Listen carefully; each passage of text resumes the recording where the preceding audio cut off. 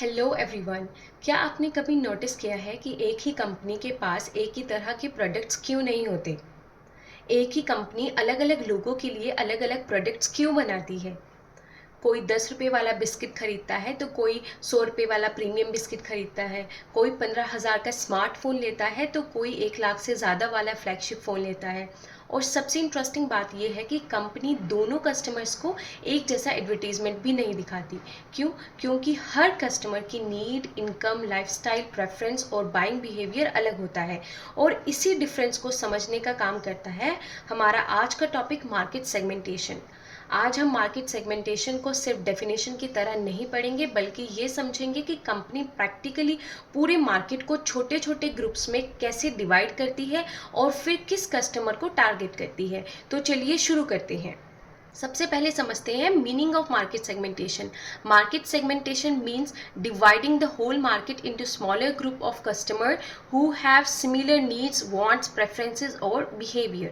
It helps a company to focus on the right customer with the right marketing strategy. Market segmentation का मतलब है पूरे market को ऐसे छोटे छोटे ग्रुप्स या सेगमेंट्स में डिवाइड करना जिन कस्टमर की नीड्स, वांट, प्रेफरेंसेस या बाइंग बिहेवियर एक दूसरे से सिमिलर हो।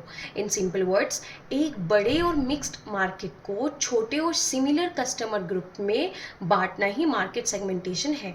अब इसे एक बहुत सिंपल एग्जांपल से समझिए। मान लीजिए एक कंपनी स्मार्टफोन बेचती है। उसके मार्केट में स्टूडेंट भी हैं, वर्किंग प्रोफेशनल्स हैं, गेमर्स हैं, फोटोग्राफी लवर्स हैं और प्रीमियम कस्टमर्स भी हैं। अब अगर कंपनी इन सभी को एक ही कस्टमर मानकर एक ही फ़ोन बेचने की कोशिश करेगी तो प्रॉब्लम होगी। इसलिए कंपनी मार्केट को अलग अलग ग्रुप में देख सकती है। फॉर एग्जाम्पल, स्टूडेंट्स के लिए अफोर्डेबल फ़ोन, गेमर्स के लिए game focused phone, photography lovers के लिए camera focused phone, premium customer के लिए फ्लैगशिप फ़ोन। अब देखते हैं definition of market segmentation. Market segmentation is the process of dividing a market into distinct groups of buyers who might require separate products और marketing mixes. इसका मतलब है company पूरे मार्केट को अलग अलग बायर्स के ग्रुप में डिवाइड करती है, क्योंकि अलग अलग ग्रुप्स को अलग प्रोडक्ट या अलग मार्केटिंग मिक्स की ज़रूरत हो सकती है। और यहाँ एक बात याद रखिए, सेगमेंटेशन का मतलब सिर्फ कस्टमर को बांटना नहीं है। सही सेगमेंटेशन का मतलब है सिमिलर नीड्स वाले कस्टमर को आइडेंटिफाई करना और उनके लिए सूटेबल मार्केटिंग अप्रोच तैयार करना। How market segmentation is done? First, identify the whole market, then select basis of segmentation, then divide the market into segments, then evaluate the segments, then select target segments, then develop and implement marketing mix. यानी company पहले पूरे market को समझती है, फिर similar customers को एक group में रखती है, फिर सूटेबल ग्रुप को टारगेट करती है और उसके हिसाब से अपना प्रोडक्ट और मार्केटिंग स्ट्रेटेजी बनाती है। यही पूरा बेसिक आइडिया है मार्केट सेगमेंटेशन का। अब सवाल आता है, कंपनी मार्केट को सेगमेंट्स में डिवाइड करती ही क्यों है? इसके कई ऑब्जेक्टिव्स हैं। First, identify customer needs. Help in identifying different needs, wants and preferences of different customer groups. सबसे पहला ऑब्जेक्टिव है कस्टमर की अलग अलग नीड्स और प्रेफरेंसेस को आइडेंटिफाई करना, क्योंकि सभी कस्टमर एक जैसे नहीं होते। एक स्टूडेंट के लिए लो प्राइस इंपॉर्टेंट हो सकता है, जबकि एक प्रोफेशनल के लिए परफॉर्मेंस और प्रीमियम फीचर्स ज़्यादा इंपॉर्टेंट हो सकते हैं। Second, select target market. Helps in selecting the most suitable and profitable customer group. दूसरा ऑब्जेक्टिव है सबसे सूटेबल कस्टमर ग्रुप को आइडेंटिफाई और सेलेक्ट करना। कंपनी हर कस्टमर को सर्व करना ज़रूरी नहीं समझती, वो ये डिसाइड करती है कि मेरे प्रोडक्ट के लिए सबसे सूटेबल कस्टमर कौन है। Third, develop suitable strategies. Helps in designing appropriate marketing mix, product, price, promotion, distribution for different segments.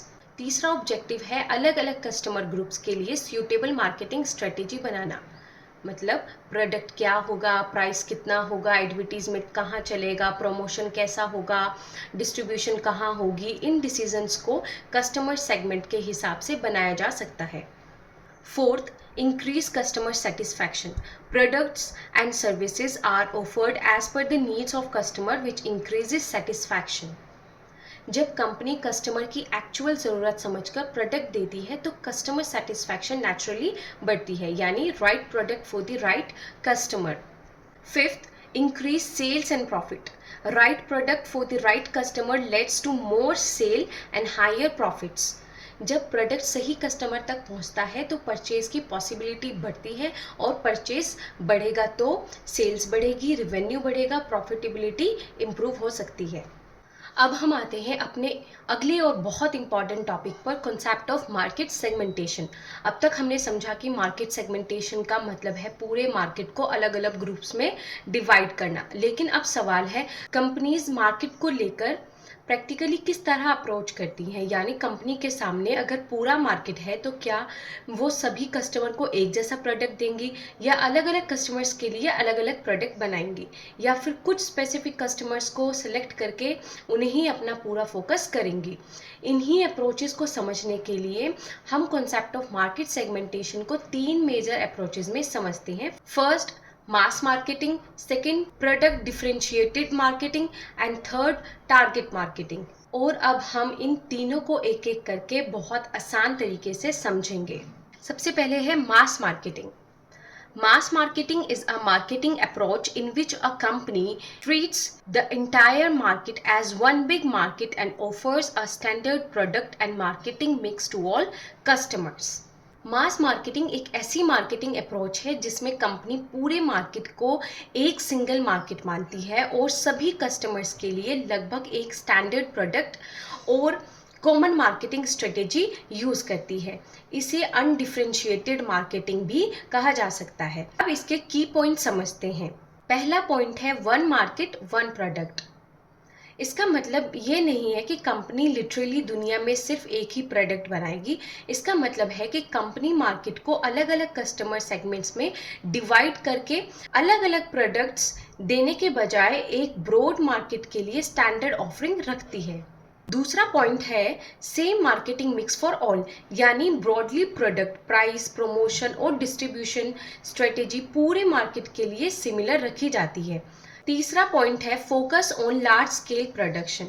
क्योंकि कंपनी एक स्टैंडर्ड प्रोडक्ट को बहुत बड़ी क्वांटिटी में प्रोड्यूस करती है तो लार्ज स्केल प्रोडक्शन का एडवांटेज मिल सकता है। फोर्थ पॉइंट है low cost and mass distribution. एक स्टैंडर्ड प्रोडक्ट को बड़े स्केल पर प्रोड्यूस और डिस्ट्रीब्यूट करने से पर यूनिट कॉस्ट कम रखने का एडवांटेज मिल सकता है और प्रोडक्ट को बड़े मार्केट में वाइडली डिस्ट्रीब्यूट किया जा सकता है। फिफ्थ पॉइंट है suitable when customer needs are similar. और सबसे इम्पॉर्टेंट, मास मार्केटिंग वहाँ ज़्यादा सूटेबल होती है जहाँ कस्टमर की बेसिक नीड्स काफ़ी सिमिलर हो और बहुत ज़्यादा डिफ्रेंशिएशन की ज़रूरत ना हो। अब नीचे तो डायग्राम दिया गया है, उसे देखिए। इसका मतलब है कंपनी ने मार्केट को अलग अलग ग्रुप्स में नहीं बांटा, वो पूरी मार्केट को एक ही मार्केट की तरह देख रही है। इसलिए नीचे हमने लिखा है one product one marketing mix one market. बस मास मार्केटिंग का पूरा कॉन्सेप्ट इसी एक लाइन में समझ आ जाता है। एग्जाम्पल के लिए हम एक बेसिक एवरीडे प्रोडक्ट को ले सकते हैं, जैसे कॉमन सॉल्ट। सॉल्ट की बेसिक रिक्वायरमेंट बहुत बड़ी पॉपुलेशन में सिमिलर होती है, इसलिए कंपनी बहुत ब्रॉड मार्केट को एड्रेस कर सकती है।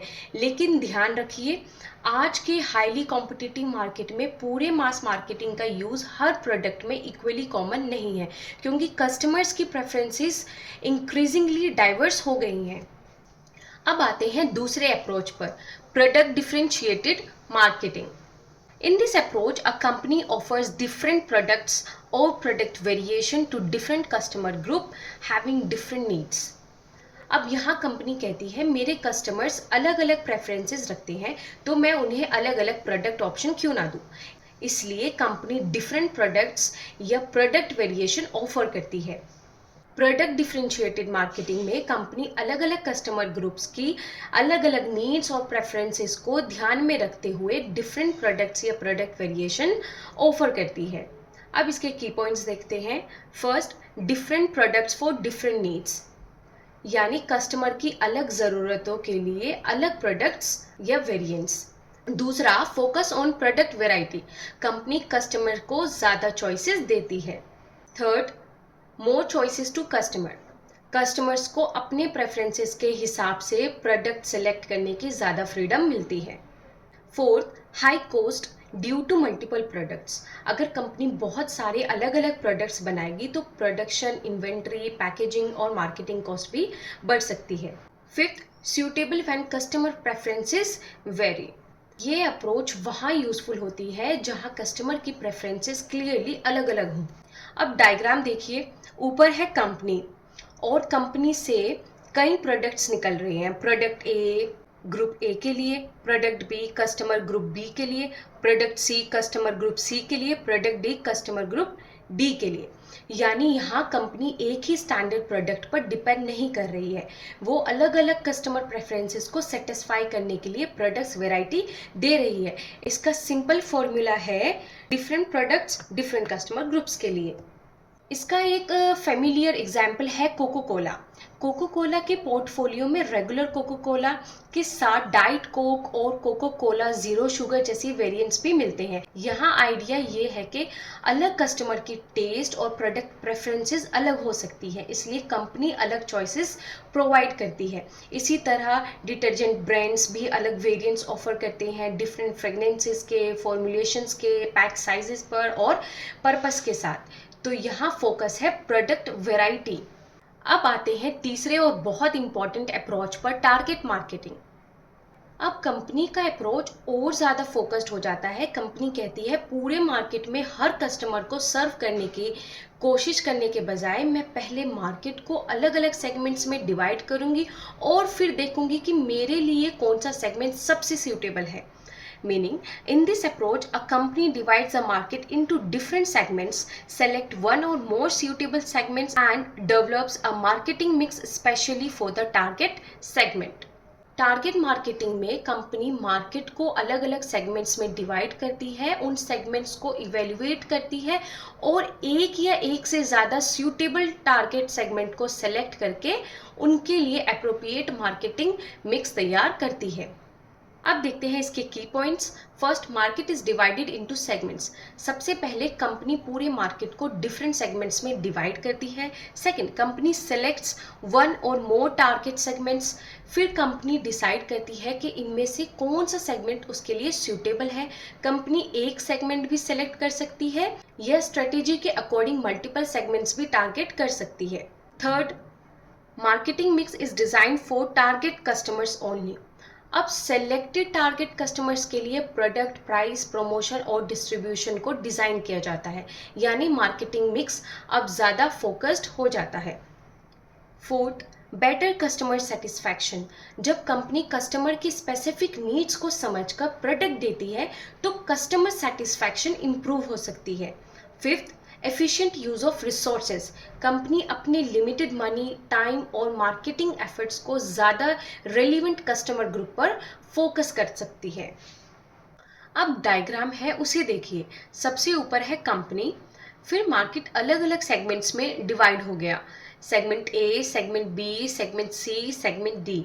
अब कंपनी इन सभी सेगमेंट्स को इवेल्युएट करेगी। मान लीजिए सेगमेंट बी को टारगेट करती है, फिर सेगमेंट बी के लिए सूटेबल मार्केटिंग मिक्स डिज़ाइन किया जाता है। तो डायग्राम का पूरा मीनिंग है पहले सेगमेंट करना मार्केट को, फिर टारगेट को सेलेक्ट करना and then serve the target better. Inside target marketing there are 3 important steps. Target marketing को समझने के लिए 3 वर्ड्स बहुत इंपॉर्टेंट हैं: market segmentation, market targeting and brand positioning. और यही हमारा फेमस एसटीपी अप्रोच है। Market segmentation divide the market into different homogeneous groups of customers having similar needs and wants. इसमें कंपनी सबसे पहले कस्टमर के डिफरेंट नीड्स को आइडेंटिफाई करती है, फिर सिमिलर नीड्स वाले कस्टमर को एक ग्रुप में रखती है और इस तरह डिफरेंट मार्केट सेगमेंट्स फॉर्म होते हैं। सेकेंड स्टेप है market targeting. Evaluate the segments and select one और more best segment to serve. Segmentation के बाद कंपनी के पास कई सेगमेंट्स आ गए, लेकिन कंपनी हर सेगमेंट को नेसेसरीली टारगेट नहीं करती, इसलिए कंपनी हर सेगमेंट को इवेल्युएट करेगी। थर्ड है brand positioning. create a unique and favorable image of the brand in the mind of target customers. Positioning का मतलब है टारगेट कस्टमर्स के माइंड में अपनी ब्रांड की एक क्लियर, यूनिक और फेवरेबल इमेज बनाना। अब यहाँ पे हमने एक कंपैरिजन टेबल बनाया है जो बहुत यूजफुल है, आइए इसे समझते हैं। मास मार्केटिंग का मार्केट व्यू है one big market, product one standard product, और फोकस होता है लार्ज स्केल सेल्स पर। एग्जाम्पल है इसका बेसिक मास मार्केट प्रोडक्ट्स जैसे salt, Dettol, Parle G. Second, product differentiation marketing, इसका मार्केट व्यू है different customer groups, product, different products और वेरिएंट्स, फोकस करता है ये आपकी प्रोडक्ट वेराइटी पर। एग्जाम्पल हो जाता है जैसे कोको कोला के different variants. Target marketing market view different segments होती हैं, मतलब सेलेक्ट द बेस्ट और suitable segment. Product marketing mix design for selected target segments, focus करता है customer satisfaction and business objectives, यानी पहले डिवाइड करना, फिर सेलेक्ट करना एंड देन सर्व करना, और यही तीनों अप्रोचेस का सबसे सिंपल डिफरेंस है। अब देखते हैं मास मार्केटिंग। मास मार्केटिंग में बहुत सारे कस्टमर्स हैं लेकिन one product for all, product एक ही है, यानी पूरी ऑडियंस के लिए ब्रॉडली एक स्टैंडर्ड ऑफरिंग है। For example salt. अब यहाँ पर अलग अलग कस्टमर ग्रुप दिखाई दे रहे हैं और हर ग्रुप के लिए अलग प्रोडक्ट या वेरिएंट है, यानी डिफरेंट कस्टमर प्रेफरेंसेस के लिए डिफरेंट प्रोडक्ट चॉइसेस हैं। फॉर एग्जाम्पल कोको कोला के काफ़ी सारे वेरिएंट्स जैसे रेगुलर, डाइट, ज़ीरो, क्लासिक।